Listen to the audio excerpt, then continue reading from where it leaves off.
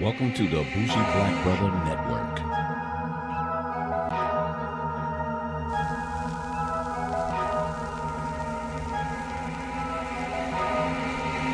We're back to Drake's Scorpion album, his current release, and now we speak in the second half. Now, the second half starts off actually pretty good, surprisingly. Okay. When I initially turned it on and I heard peaks, I was like, okay. All right, let's see how this is going to sound. And then the summer games actually kind of reminded me of a UK feel. Definitely gave me a overseas feel. Okay. That's a good. Okay. You know, I was kind of surprised, but I'm noticing. I was kind of surprised and I thought about it. Drake's international. It's international Drake. You know, so of course, you know, he's gonna have something. Honestly, yeah. The whole theme of the album is honestly giving you a South feel, South rap and South sound. You know, especially on the side beat. Yeah. You know, because all of the hits got that New Orleans touch to it, that New Orleans feel. Mm-hmm. You know, that pop, shake, pop. So, but Summer Games was cool. It was cool when I put that concept in my head. I got you. You know, when it. I didn't like it. I didn't like it though. I think it's three of them on that side that I can definitely throw away. Just three, and I mean throw away. I don't want to hear them. Even when it comes on now, I cut them off. I skip right through them. And it's Summer Games, Ratchet Happy Birthday, and In My Motherfucking Feelings. I don't want to hear those. I just don't. Everything else, I am straight listening to that shit. Now, why don't you want to hear In My Feelings? Is it because of their? Yeah. Now before it, when you initially heard it, you was okay with it. I was. Okay. But when you oversaturate something, sometimes it gives a bad taste, and then you hearing it to the point, and then you got like, who you're fucking trying to dance? You need to sit your ass, man. I don't want to hear this goddamn song no more. So it just gave me a bad taste. So I'm glad you said it that way. Initially, yeah, I was okay with it. Mm-hmm. I really was, and then I was like, man, cut that bullshit off. But Ratchet Happy Birthday and Summer Games, that didn't get me. You know what I mean? Okay. Yeah. And Ratchet Happy Birthday is the worst song ever. I'm gonna be honest with you. I think that's Drake's worst song he ever put out. Said ever. Which is like Drake makes great songs. Right. And this is like, what the fuck? What were you doing, dude? What the fuck? I mean, nigga. I hope the women like it. And I think that's what it was for. Not. I think that's what it's for. That nigga. Yeah, whoa. Where the hell that come from? The fuck? What the fuck is that? So I'm like, you got to be doing it for these women, and you know they probably repeating the shit that you saying, and you know I'm ratchet as hell, and he's singing our song. I'm like, come on, man, really? You didn't have to do it though. You didn't. I get it, but you didn't have to do that shit, dude. Yeah, he could have skipped that. Yeah. For real. Yeah, for real. And In My Feelings, man, I just man, I think social media is great because that actually went viral. Yep. And I know that's pissing Kanye. No, more importantly, I know that's pissing Pusha T off. Yep. You know, I know Pusha T is pad. Man, I don't hear this shit, man. Man, I'm turning off this social media bullshit. Because everywhere you scroll, it's gonna be there, bro. It's gonna be there. So you got to eat that. Yep. So who really won? You know what I'm saying? When you look at it, it's like, man, who's really salty about that situation? Because Drake show ain't salty about it. And that was not directed at anybody. He just killed it. Yep. And they jump all over that motherfucker, man. Yep. I'm like, what? Yeah. So go back to that. I needed to when you said that, you sent me the Behind Bars. So when did that shit come out? Remember the YouTube Drake Behind Bars? Yeah. So that's that Pusha T. He hit him directly with that shit. He didn't have to. He get the low key shit on the Scorpion album, but that was directly at him. Cause he was like, ain't nobody even listening to your shit. Nobody even know that your shit even came out. Now. Yeah. Again, I think all of it was a smart gimmick. I think he knew that at the end of the month Drake was coming out, so let me go ahead and drop this before Drake come out. Mm-hmm. Let me eat while I can eat, while this publicity stunt is going on. Let me make sure the president of good music do it first, which is Pusha T. So this the game plan, Pusha. So the boss went first. Well, not the boss, but did Kanye go second? Yeah, Kanye went second. Yep, the president went first. The boss went second. And then the boss went third. And then Nas and goddamn Teyana Taylor came out. Mm-hmm. So... But all that shit got buried. But exactly. With 25 fucking tracks. Well, actually, the Carter's kind of, started shoveling them motherfuckers. Yeah, it did. And then Drake buried that ass. Yeah. So, I still, you know what? I've listened to Daytona since. And the album's straight. Yeah, it's nothing wrong with it. I don't change my view on the album. But here's what happens with that. When better shit comes out and then your shit looks and sounds petty as fuck, you don't think about it no more. Yeah. So I'm not gonna take away that. Oh, I thought this was pretty good. He could have done this. Oh, I liked it. I don't have to like it as much as I did before because your shit seems petty now. Because this guy overwhelmed your ass, and you was trying to take shots at him. Yeah. Yep. He didn't start nothing. Yeah. You taking the shots, and look at this. He's on Mount Rushmore with 4 different expressions around this bitch. Like, damn. Yeah, I thought that was kind of. I was like, this nigga here. I like that. Yeah. I like that, but this nigga here. Right? So it's like he getting real clever with his shit. So, but it was fun and it was clever and it was and it was hard at times to be like, damn.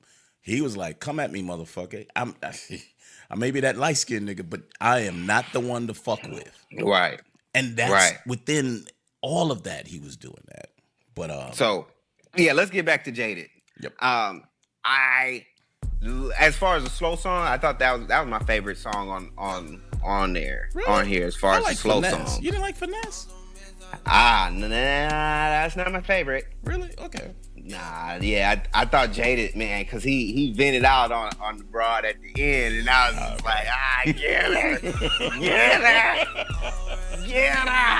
You know what I'm saying? I was like, I like that, Drake. Only you can really do that and make it sound so smooth. You know what I'm saying? Yeah, he was so nice. You know what I'm saying? Like, I was just like, get out. So I definitely appreciated Jaded. I really like Jaded. And then Nice for What came on, and then I was just like, wow, this is a really good song. It's just like, dang, Drake be sneak telling you some shit in his raps nowadays. You know what I'm saying? Like, I don't know if he been doing it, but Drake be slick saying some shit. You know what I'm saying? So Nice for What, you're like, oh, there's a single. It's just a Drake single. Yep. But in all reality, it's a good song. You know what I'm saying? Yeah. So I'm feeling those. I just you just have a lot of good shit on there, man. So let me ask you this one though. That's How You Feel. Do you think that should have been on the first album? No. Really? It wasn't on. It's not on the first one because he wasn't really rapping and she was rapping. Okay. So it's really for the women to kind of rap the hook. Because that was a hard, and that's actually Nicki Minaj. So I know. That's why I was like, yeah, that's Nicki on that ass. He was slick talking shit about a chick in that motherfucker. throwing some disses at somebody in particular. You know what I'm saying? Yeah, I was just like, then if you really listen to it, you'll be like, Drake, what are you talking about, man? You know what I'm saying? Like, damn, man, you running and that then ass. Right, and then Nicki Minaj come in and just snap. You know what I'm saying? Like, you know, it's just like, okay, I like that. Yeah. I like that. I couldn't hate on that one. I could not hate on that one. And then Blue Tint came on. Yeah, I like that shit. And that is probably my favorite song on this side. Yeah, I like that shit. That is definitely my favorite song because time is Blue Tint. Yeah, but how he was like, is she gonna sing or she swim? She getting broke again. You know what I'm saying? So she gotta come back around. You know what I'm saying? Yeah. So she, I watched the ice get thin. I watched the ice get thin. Drake, you so slick with that shit, man.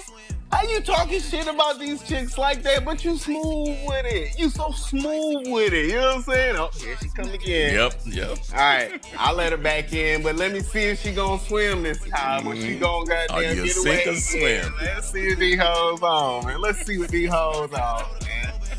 You gotta give him points on that. You have to give points on his cleverness, on his rhymes, man. You know, and we've been reviewing music and stuff, and you know, we're talking about how 2 Chainz is just so clever.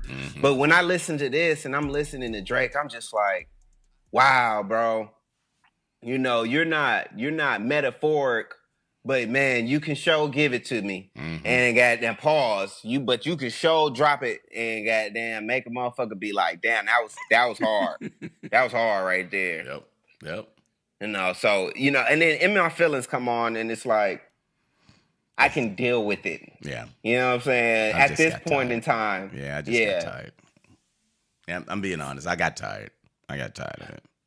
But there was nothing wrong with it though. I don't mind listening to the Michael Jackson joint. I like that one. Yeah, actually took me back listening to that.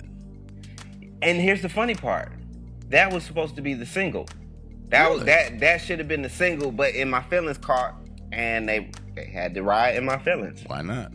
You know, shoot, they had somebody dance. They pretty much everybody made the music video for it. You know what I'm saying? Like y'all helped me save money on my motherfucking on this song. Shit, yep. Yeah, y'all helped me save money on this single by creating. So he ended up giving Shuggy $250,000. Really? For that. Yeah, the dude that made the little dance with the heart and the drive and the swipe to the left, swipe to the right. You know, after it went #1 on Billboard, he was like, "Here's that cash." Yeah, he cashed him out. Yeah, man, appreciate you. You know, this remind me of the Pharrell shit. I'm happy. The Don't Matter to Me? Yeah. No, the In My Feeling. Okay, the In My Feelings. Okay. How everybody, I'm happy, went around the world, motherfuckers was singing that shit. It went fucking viral, and everybody had their own kind of version of that. In My Feelings did the same thing. And I'm like, and you know, I got tired of that shit too. So it was almost the same thing. But at least he had a complete album I can listen to as opposed to the Pharrell album. So, you know, I was good there.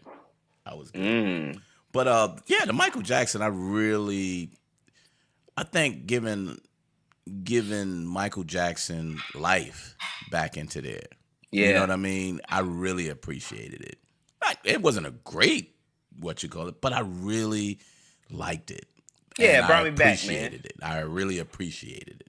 Definitely brought me back, man. I definitely was in here, you know, trying to do the Michael and shit. So, you know, that was a good feeling. That was a good feeling in here, dancing and stuff. So, but After Dark came on, and now that one didn't grow on me.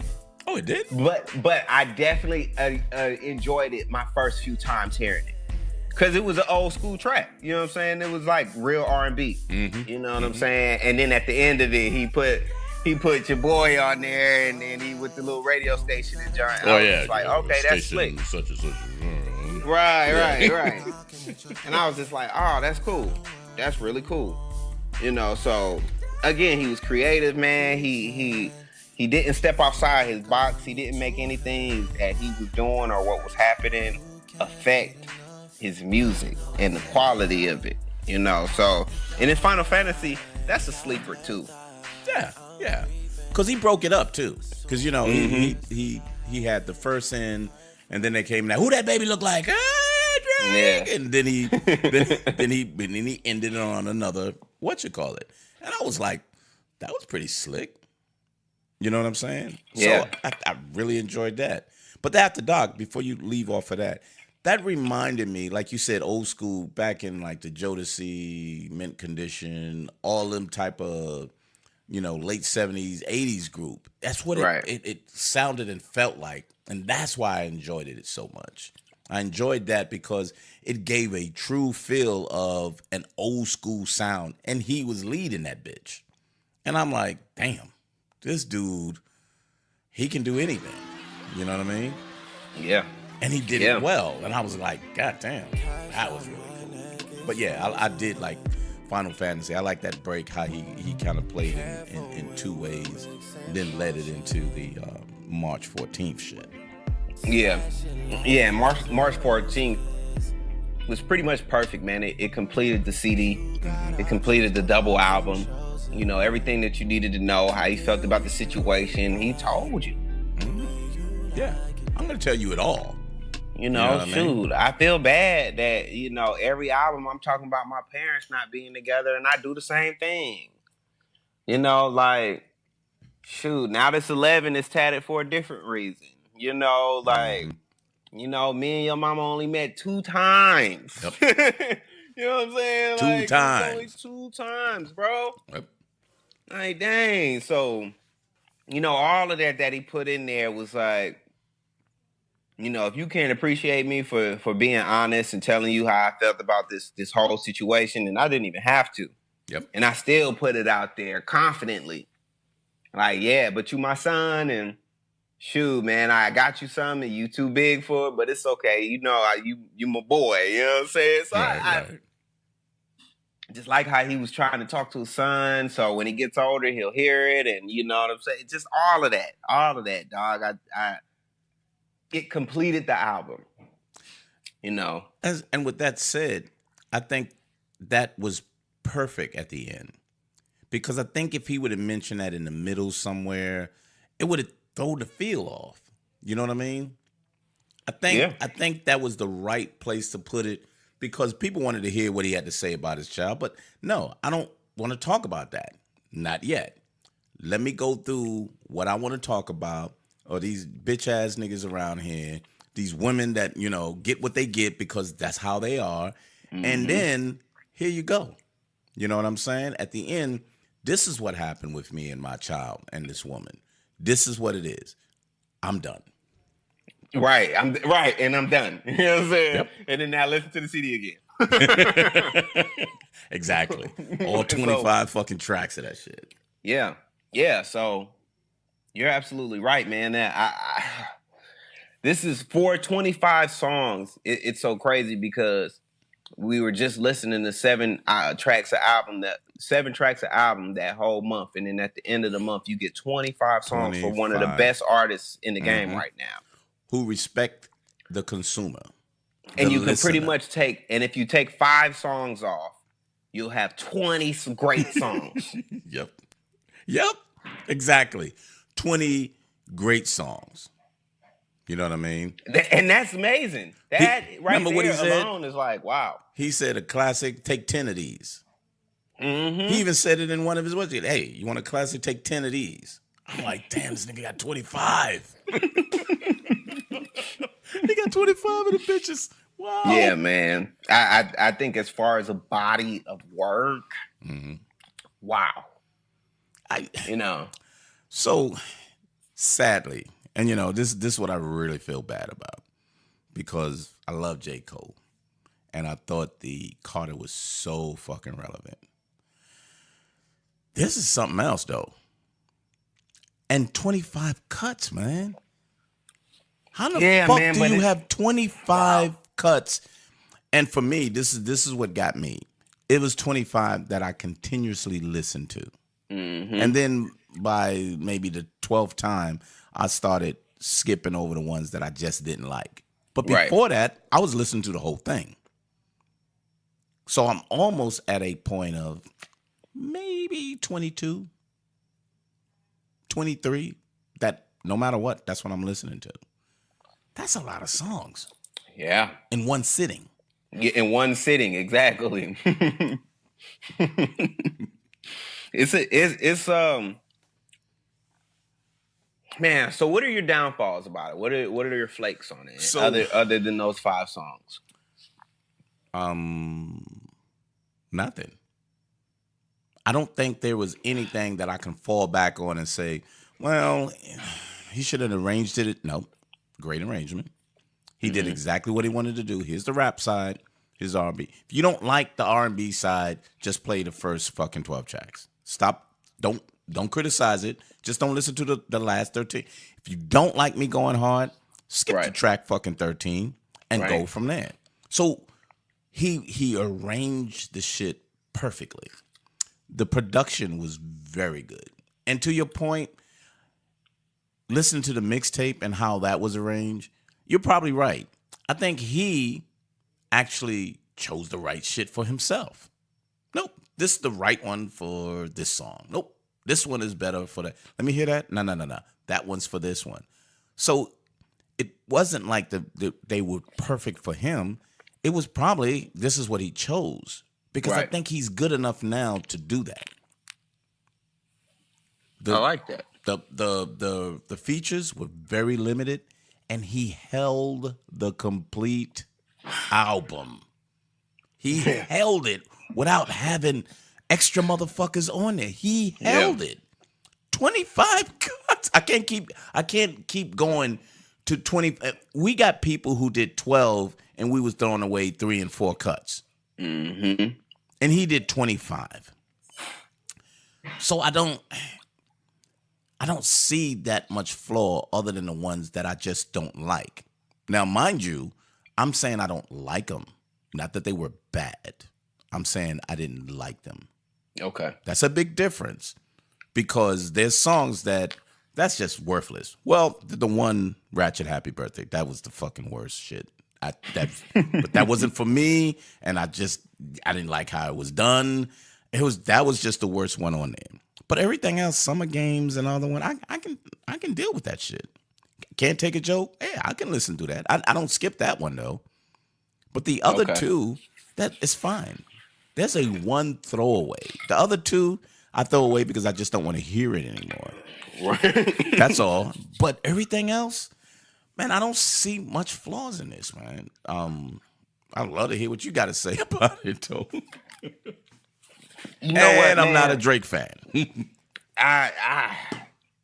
It's weird. It's weird because it's not my favorite album of the year, but it's a damn good album. It's like a really good album, man. I'm not, he put up some top-notch bars. Right. He put up some very, very, very top-notch bars, He gave you a global sound. He gave you a little bit of everything, but he didn't do it like the playlist. Right. He gave you that South Drake sound, even though he's from Canada. Yep. But he's been everywhere, though. He's been everywhere.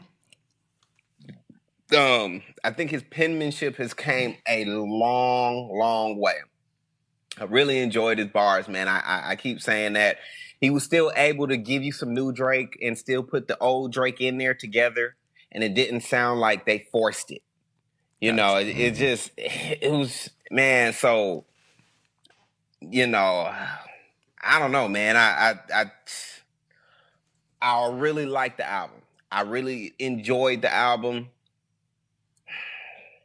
I guess because I can't listen to it all in one sitting. That would kind of be a thing. Because I'm surprised that you're saying you're like the last time you liked this many songs was the Janae Aiko. Yep. But that was a great feeling with her album, though. Right. She had a great feeling. This was just creative all the way around. And I think because he split it, I can almost say I'm listening to 2 different albums. Okay. So it didn't say I'm listening to a single Drake album. It was kind of like, oh, I'm gonna listen to a couple of Drake albums right now. That's how it kind of went together. It wasn't like a straight through, because if he would have mixed them in between there, I think it would have felt different. Right. But he decided to break it that way. The slow side wasn't necessarily all R&B. Remember, you were saying, you know, do you think he should have just put that in? No, that's why it felt so good, because it wasn't like, okay, he slowed it all the way down, and you know, the Nice for What gives you an upbeat. So that's what kind of surprised me on the second part. It was like, damn, this is not really a slow. It's kind of slow, but it's not an R&B album. Right. But it's Drake. But it's Drake. Though. But it's exactly. It's not an R&B album. Of course it's not, because it's Drake. It's not a rap album. Of course it's not, because it's Drake. You know what I'm saying? Right. But the first side A was a rap album. You know, and I don't think Drake has a real rap album. Okay. You know, I don't think he ever put out a rap album, you know, without it singing in the middle. So he was able to, you know, take his rap and keep it all on one side, and then do whatever he wanted to do on the second side. So I think the second side was more just Drake. And then the first side was like, nah, I'm a rap. Right. You know what I'm saying? So I enjoyed it, man. I liked it. I never heard Drake kind of go that hard on side A when he was doing it. You know, I've never heard him rap like that consistently. You know, and giving you some pretty decent punchlines. All right, that was pretty slick. All right, nigga, you got some money. Okay, I get it. All right. You know what I'm saying? But it's not like, all right, nigga, I get it. You know what I'm saying? But it's like, all right, that's what's up. I got you. All right, light-skinned nigga. Okay. Oh, whoa, you got some bars there. Yep.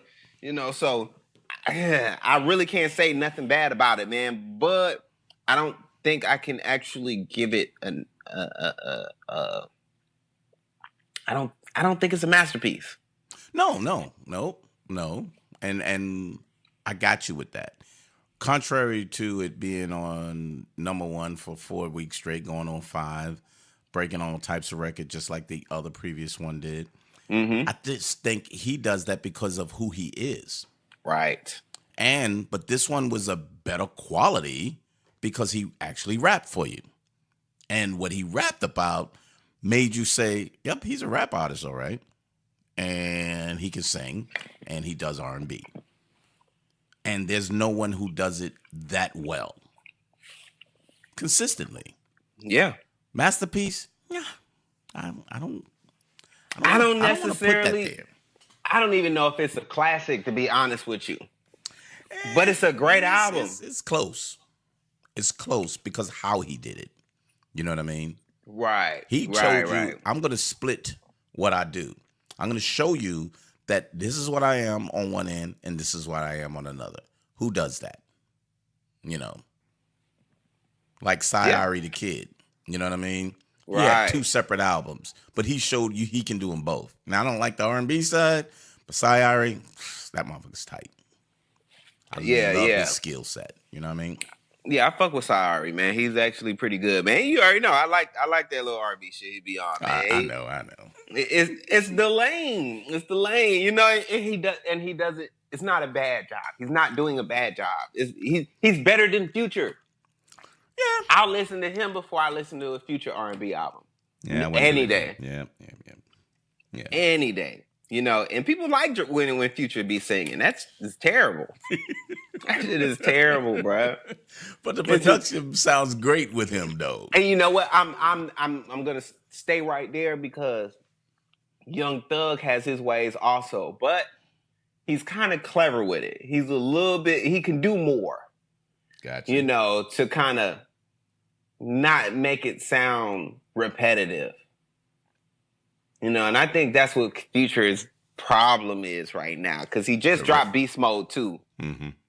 And it just sounds like another Future mixtape. So that's the thing with people like that. if that's what you want to hear, people just gonna say, "Oh, that's Future, yay!" No, man, everybody's evolving. You need to grasp onto that and see what you can do, because sooner or later you're gonna be left behind, and you're gonna wonder why. Because that same KOD said that. I mean, J. Cole said that. He said, you keep doing the same shit, and then you find out that people be like, man, I don't want to hear that shit no more. And you're going to be like, whoa, what the fuck just happened? You didn't change.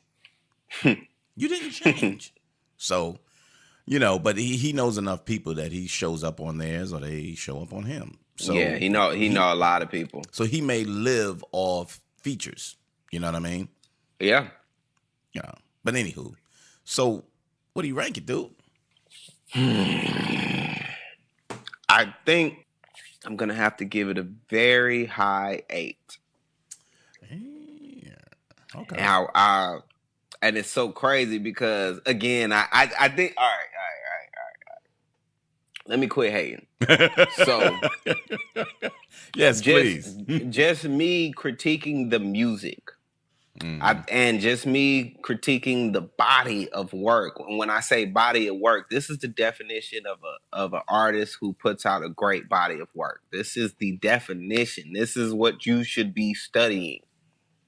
25 pieces, 25, and you could take away 5. Yep. Come on, man. People drop 10 tracks and you take 5 out of those 10 tracks. Yep. Some people got 12 tracks and you're like, I'll take 5 of them. You know what I'm saying? I'll take the rest. You can throw 5 away. I'll take the rest. Mm-hmm. That means they're still, I'm sorry. That means they're still only giving you a Kanye album. Yep. Yeah. This man gave you 20 quality. You could take 10 of those 20 and be like, okay, those are my favorite. Just like you said, so overall, man, I honestly have to give it a 9.2. Yep. That's where I was at. When you said a high 8, I was kind of like, dude, this dude is at least at a 9.25.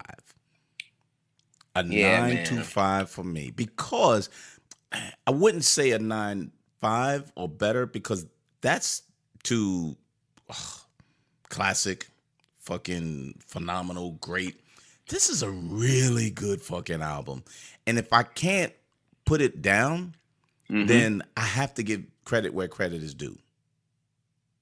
I love the Carters. And I still think J. Cole has a greater album than this is. Good. I'm glad you said that. I do. I'm so glad you said that. Because the substance of his shit is so much better. And the creativity of how he laid that out, he gets more credit. But this is phenomenal for 25 cuts and to have me fixated in playing this over and over again. I just haven't had. I mean, honestly, he did that for me with the mixtape one. Okay. But not as much as this one, because this one had more rapping. And then I'm saying, that's what he's talking about. Ooh, look at who he's talking about. So now I started, putting the, tying them together to what he's really saying. Here's my life. Here's these weak ass motherfuckers I'm dealing with. Don't test me, nigga, because I'm not who you think I am. And he was going all through that just to say, I want you to understand that. Now I'm going to go back to what I do. And that's R&B time. So can you compare it?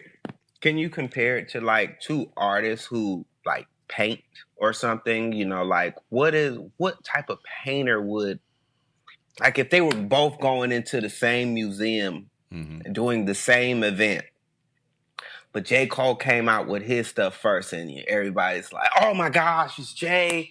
He always comes out with great art. This is amazing. And he gives you he gives you a J. Cole piece of art. So, and then Drake comes in and it's like, well, he brought in 3 pieces. You know what I'm saying? Right. And one of these pieces we've never seen before. But these other 2 pieces is old Drake and what Drake's doing now. But this is a brand new piece that Drake put out. So I say J. Cole is like a Van Gogh. A Van Gogh is deep with prominent little colors. He he makes dots so prominent that he creates pictures that you really got to look at. He's a Van Gogh. I think Drake is more of a Picasso because Picasso he started with probably nudes and just people. Then he moved to abstract, but he does them both. But he does them both so well. Okay. So he'll captivate you and go, what the fuck? He went back to, and then he's painting this. And then he said, but look at what he still did. He also did, wow. So when you're looking at painters, these two painters are great in their own lane. But you can't say he's better than him. You have to say what they're doing is so great, but what is your preference? Okay. What is my preference is how J. Cole can paint a story that's deeper. It goes deeper. Yeah. You know what I mean? He does that well. Drake doesn't do that. Mm-hmm. Drake is a little more superficial and entertaining. Okay. So you can see it clearly, and if it's kind of crazy or off the wall, you kind of still see where he's going, and you're gonna ride with it. Whereby a Van Gogh, you looking at the details of what he's done and go like, damn, look at that fucking, ooh, look how he brought this. This is a bridge, and oh my God, look at this. It's the detail and the depth of what he puts into what he does. So two great artists painting differently. I like that. Yeah. So I mean, I think Drake did his thing, man. I think it was great how everyone was preparing for Drake to come out. Mm-hmm. So they tried to hurry and put their shit out before he put it out. You know what I'm saying? I think that's great. I think it's also amazing, and it shows you how much weight he holds, because after he's dropped, not that many people's come out. And when they come out, you're like, it's okay. I know. Yeah. So you know, you're not pressed on listening to anything, because it's like, well, this Drake is riding. Mm-hmm. You know what I'm saying? So, you know, you got to commend him for those things, and that again, that makes him a different type of good. That makes him a different type of player in the game. You can't really compare both of them, because it's like you're right. They play in the same league, but they do different things. Right. You know, they do them different ways. So it's like, you're right. Drake can say something, but J. Cole can say it the same way, but a different tone. Mm-hmm. You know what I'm saying? And you'll be like, oh, that is so deep, Cole. Oh, this nigga Cole is the greatest. Oh. And Drake be like, I said the same thing. Nah, nigga. But you ain't saying like this nigga Cole said because you sung that bitch. You know what I'm saying? Yeah. So, you know, to your point, I totally agree with that, man. But here's the problem, though. Drake will always win because people normally award popularity. Yeah. Popularity. I mean, Drake had a nice, that he had, but Kendrick Lamar blew up and he stayed there. Yeah, and he stayed. So the fact that he stayed, there was nothing to push him off other than a very, very, very quality releases that could compete with him, as opposed to, actually overtaking him. Yeah, mm-hmm. They just really couldn't. And that's why I said, even though your girl came through, she couldn't overtake him. He was everywhere. Kendrick was everywhere. And I loved his album, but I had to respect hers. You know what I mean? I'm kind of like, yo. I still think he's worthy of it, because he'll last a lot longer than she would. And he basically did win, And in this case, J. Cole should be at the top, and depending on the people who's really looking at lyrical content or the quality of what they're saying, J. Cole should win hands down. Yeah. But because Drake is Drake, and he's world renowned, I think he'll get the front seat. I just think J. Cole should have the credit where his credit is due, Okay. because he's just. I think he's a greater personal, emotional, and more relevant artist to your soul, and I'll just put it that way, than Drake. Okay. Drake is a entertainer that will always get your attention. He will get your attention no matter what. But Cole will have you sit down and take it in. And I think that means a lot more. But, we're not giving out. We give our own awards out, so we good. Right. Right. So, yeah, that's what's up, though. That's what's up.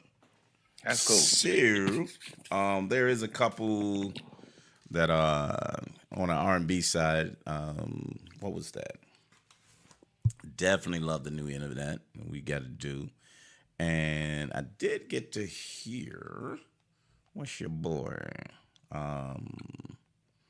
What was that? Buddy. Yes. That was different. So we need to talk through that. Okay. We need to talk to that. I would love to put them both together. Because I got to get around to just kind of closing out some other things. But on the R&B side, I think we should hit them two up. Okay. And that's the Hive Mind and the Harlan and Alondra. Alondra.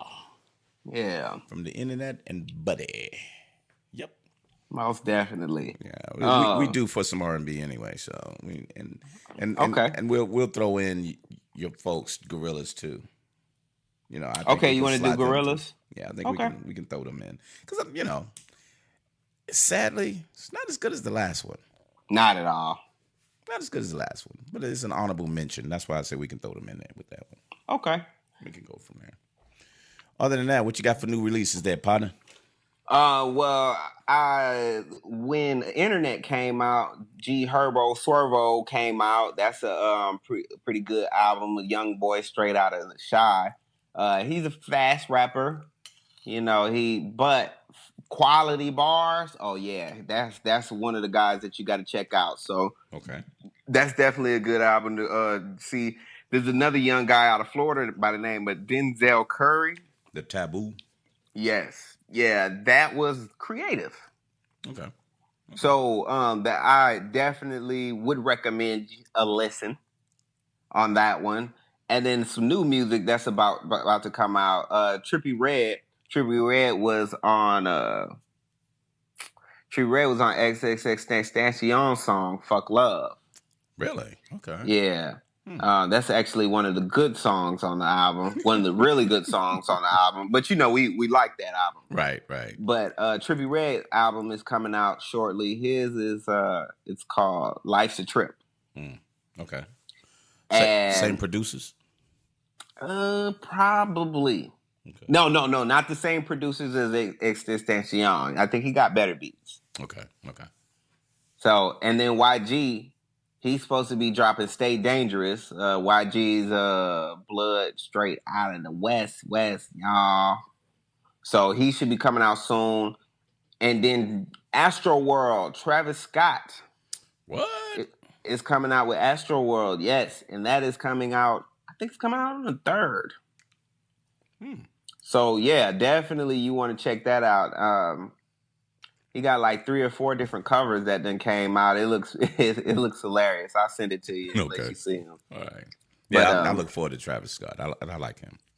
Yeah, so he's coming out on the 3rd. So make sure y'all check that out. Other than that, yeah, that's about it, man. I'm definitely riding that G Herbo Swervo.